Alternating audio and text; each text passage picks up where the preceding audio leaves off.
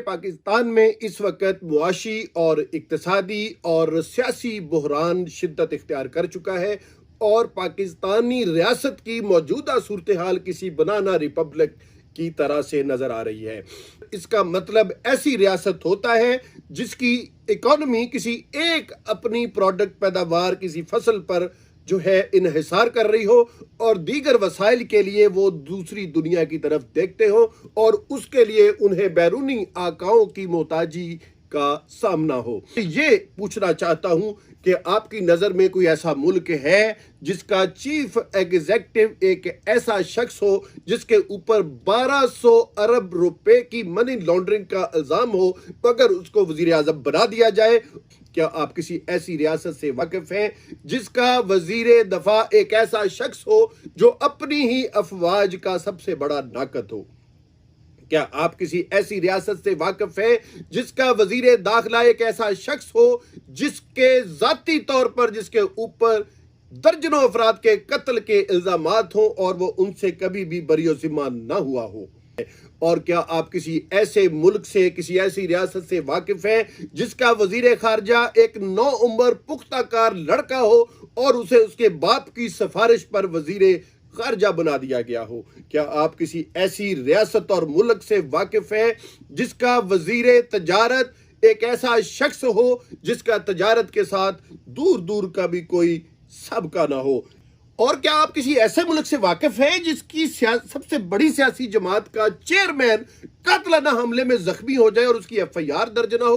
क्या आप किसी ऐसे मुल्क से वाकिफ हैं जिसका वर्ल्ड क्लास सहाफी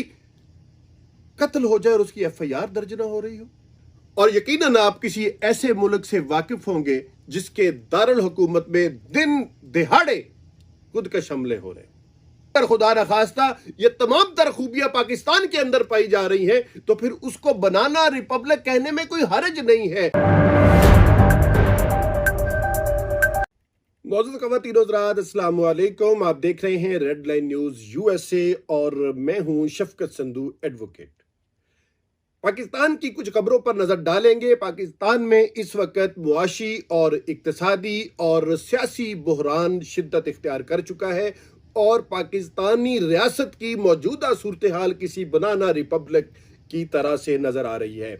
बनाना रिपब्लिक की इस्तिलाह सियासी तौर पर दुनिया भर में इस्तेमाल होती है और इसका मतलब ऐसी रियासत होता है जिसकी इकोनॉमी किसी एक अपनी प्रोडक्ट पैदावार किसी फसल पर जो है इन्हिसार कर रही हो और दीगर वसाइल के लिए वो दूसरी दुनिया की तरफ देखते हो और उसके लिए उन्हें बैरूनी आकाओं की मोहताजी का सामना हो और फिर उसी मुल्क के अंदर एक डोमिनेंट तबका दीगर महकूम तबके को लोअर क्लास को अपनी मर्जी के कवानीन से अपने दबाव का शिकार रखता हो। अब ये इसकी मजीद तफसीलात मैं आपको वीलॉग के आखिर में अर्ज करूंगा। इस वक्त मैं आपसे ये पूछना चाहता हूं कि आपकी नजर में कोई ऐसा मुल्क है जिसका चीफ एग्जीक्यूटिव एक ऐसा शख्स हो जिसके ऊपर 1200 अरब रुपए की मनी लॉन्ड्रिंग का इल्जाम हो मगर उसको वजीर आजम बना दिया जाए और फिर वो वजीर आजम का मनसब संभाल कर अपनी एक ऐसी नामुकम्मल पार्लियामेंट से एक कानून मंजूर कराए जो उस कानून को माने हो जिसकी वजह से वो मुल्जिम था और वो घर बैठे ही बरी हो जाए तमाम तर इल्जामात से? क्या आप किसी ऐसी रियासत से वाकिफ हैं जिसका वजीर दफा एक ऐसा शख्स हो जो अपनी ही अफवाज का सबसे बड़ा नाकत हो? क्या आप किसी ऐसी रियासत से वाकिफ हैं जिसका वजीर दाखिला एक ऐसा शख्स हो जिसके जाती तौर पर जिसके ऊपर दर्जनों अफराद के कत्ल के इल्जामात हों और वो उनसे कभी भी बरी जिम्मा ना हुआ हो? क्या आप किसी ऐसी रियासत से वाकिफ हैं जिसका वजीर खारजा एक मफरूर शख्स को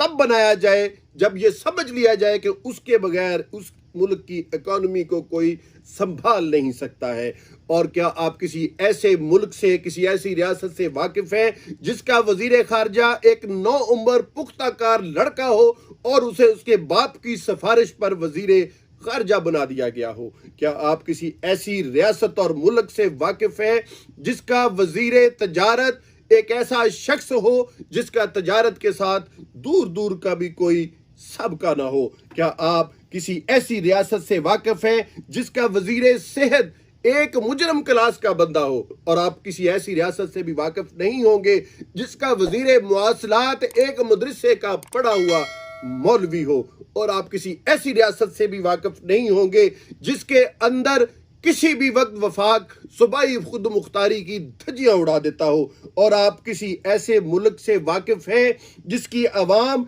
बिजली, गैस और आटे की किल्लत का शिकार है, और उस अवाम का 1/3 हिस्सा दुनिया के सबसे बड़े सैलाब के मुतासरीन पर मुश्तमिल है।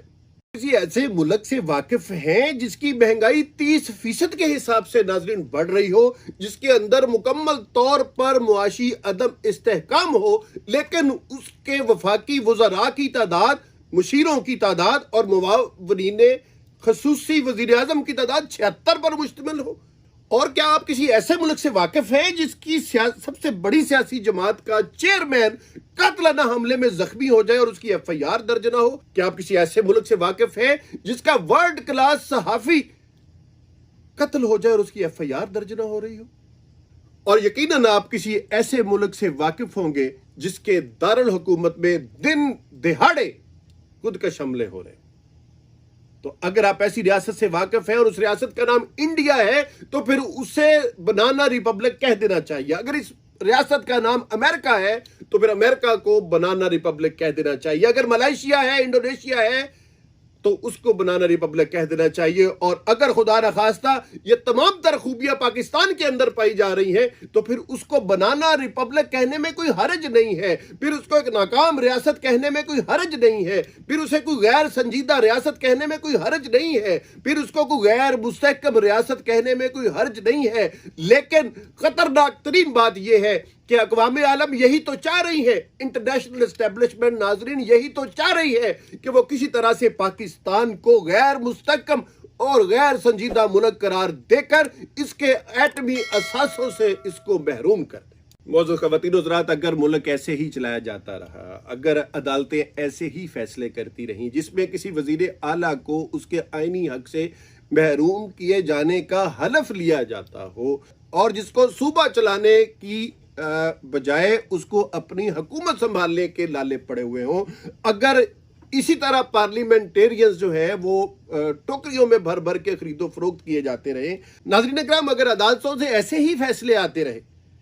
जिसमें कि वज़ीर आला को रातों रात फारिग किया गया हो और फिर अदालत उससे उसका आईनी हक से असम्बलियों को तहलील करने के आईनी हक से महरूम करके उससे हलफ लेकर उसको छोड़ती हो और उसको दोबारा बहाल करती हो, जहां पर IG तक ये इस बात से नाबलद हो कि वज़ीर आला हाउस को बंद करने के लिए, सीज करने के लिए कंटेनर कहां से और कब आए हैं, और जहां का चीफ सेक्रेटरी जो है वो रात को कमरों में बंद कर दिया जाता हो कि वो उन मर्जी के दस्तखत उसे करवाए जाते हो, तो फिर ये बनाना रिपब्लिक कभी भी इस्लामी जमहूरिया पाकिस्तान नहीं बन सकती है। और अगर हम इसको इस्लामी जमहूरिया पाकिस्तान बनाना चाहते हैं नाजरीन इकराम, तो फिर हर शख्स को खड़ा होना होगा, हर नाहक बात पर आवाज बुलंद करनी होगी, जुल्म को चुप करके नहीं सहना होगा, बाहर निकलना होगा, मुसीबतें झेलनी होगी, खड़ा होना होगा और एक कौम बनना होगा। अगर इस्लामी जमहूरिया पाकिस्तान की बका हमें चाहिए, अगर इस्लामी जमहूरिया पाकिस्तान हमें चाहिए, अगर हमने जना की रूह को मजीद नहीं तड़पाना है, अगर हमने इकबाल की रूह को मजीद तकलीफ नहीं देनी है, अगर हमने इस